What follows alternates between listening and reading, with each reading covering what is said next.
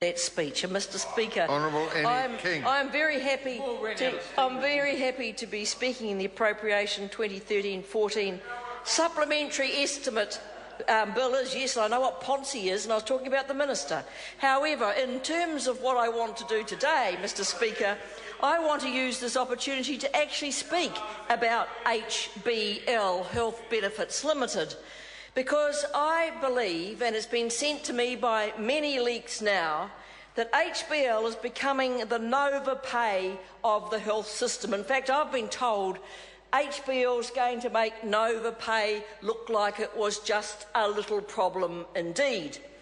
And I believe the Minister needs to front up on this issue and tell New Zealand what is happening in a Crown organisation that he set up that was supposed to save money in the health sector. Mr. Speaker, Tony Ryle has been pouring money into a scheme that is now being described from those in the DHB sector as a Ponzi scheme. So where did it all start, Mr. Speaker? Tony Ryle launched his flagship project, the centralisation of services and supplies, all around reducing back-office costs and duplication, called his Finance Procurement Supply Chain Program, or FPSC. And it was to be run by Health Benefits Limited. Originally, we were told it was going to save $500 million over 10 years. DHBs were required to put $88 million of their health dollars into HBL towards the cost of running it.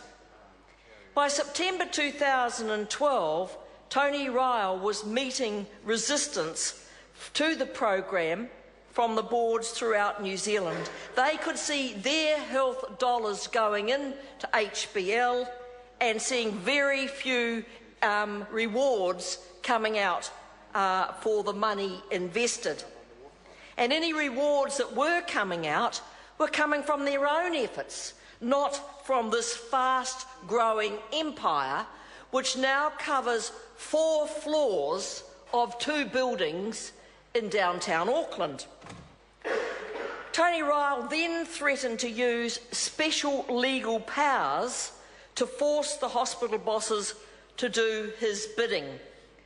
He now wanted them to save $700 million. And the threat came after flaws in the plan were exposed in a high-level review which questioned where the savings were coming from. This review came from Ernst & Young. They found that any savings, and this is 2012, we're talking 2 years ago, at that time, they found that savings were based on assumptions which were out of date, and on the basis on which they'd been calculated was not clear. And so documents obtained under the Official Information Act show that the path has been very rocky indeed, with communication breakdown between the boards and HBL. DHBs repeatedly told Ernst & Young, their review panel, that they felt that HBL was doing it to the DHBs rather than doing it with them. So Tony Ryle then wrote to the boards, not contemplating any resistance from them at all, and said he would force the boards into a partnership at a last resort if they did not do it voluntarily. And he could do that if he wanted to, because he'd granted himself new powers 2 years before that in a law designed to streamline health board purchasing and administration. So there we have it set up for what has happened over the next 2 years. I have had many reports released to me, many leaked letters, and the most significant came only a few weeks ago. It is significant because it is a letter written by the chair of the DHB National Chief Financial Officers to the chair of the DHB Executives. So in other words, the chair of all the chief financial officers of all the DHBs wrote to the chair of the CEOs for all the DHBs. And this is what they had to say in their letter. The DHB's chief financial officers as a group are writing to express profound concern at the mounting risk to the delivery of health services brought about by the Finance, Procurement and Supply Chain Work Programme and the lack of transparent and timely information from Health Benefits Limited to DHBs in relation to material changes to the programme, including costs, benefits and impacts and risks. They went on to say, we are increasingly concerned at advice that we're receiving from HBL in relation to benefit erosion. They aren't able to qualify what the benefits are at this time.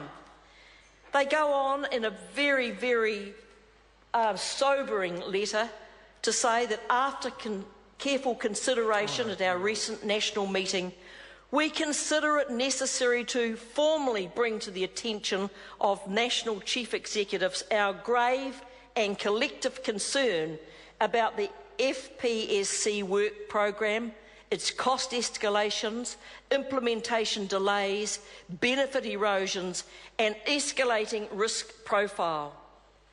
They say DHBs are well advanced in restructuring processes associated with the programme and now face significant risk in relation to the retention of the staff necessary to enable the continuation of current services. They say the confidence of chief financial officers in this programme have been severely diminished. I brought that to the attention of the Minister of Health. He was not the least bit interested. As usual, he batted it away. And I have to say, Mr. Speaker, there has been a pattern to this. Because I first started asking questions and putting in OIAs last year. It has been almost impossible to get any information out of Health Benefits Limited. It's been almost impossible to get a single answer out of the Minister. Smoke and mirrors. And now I believe what we're seeing is a huge cover-up of a program that has gone badly awry.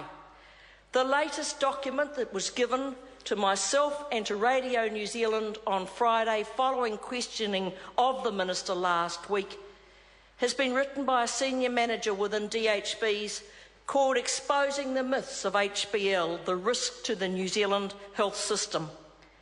And it says the New Zealand health sector through HBL is pursuing a path of centralisation which is creating the biggest single risk to the delivery of public health services in New Zealand in a generation and at a time when the system is under extraordinary cost and service delivery pressure. It says despite the apparent logic of the centralisation rationale, HBL's work programme not only manifests all the hallmarks of large-scale, high-profile public and private sector failures, but its similarities with Ponzi schemes are striking. It goes on to say that despite its veneer, it's destroying the significant value in upbringing and bringing about extraordinary risks to the health system. It said the costs have ballooned from 88 million to 130 million and they are growing. The benefits have been reduced by a third. The payback period of investment has gone from 10 years to more than 60 years. That there is nothing of substance that has been delivered 2 years into the investment. The program is now running 2 years late. And Mr. Speaker, there are close to 400 jobs that are in a state of flux throughout provincial New Zealand as a consequence. DHB has been alerted to the prospect that HBL will not seek reapproval from DHB boards for increased commitments. In other words, they're going to take the money whether they approve or not. They are not going to seek approval for reduced benefits, extended payback periods. Mr. Speaker, This is a travesty. This is a disaster. This is health money that should be going into health services, and I believe there is a cover-up that has to be exposed. John Hayes. Great drama. I can assure you, Mr. Speaker, that the picture in the 3 health boards that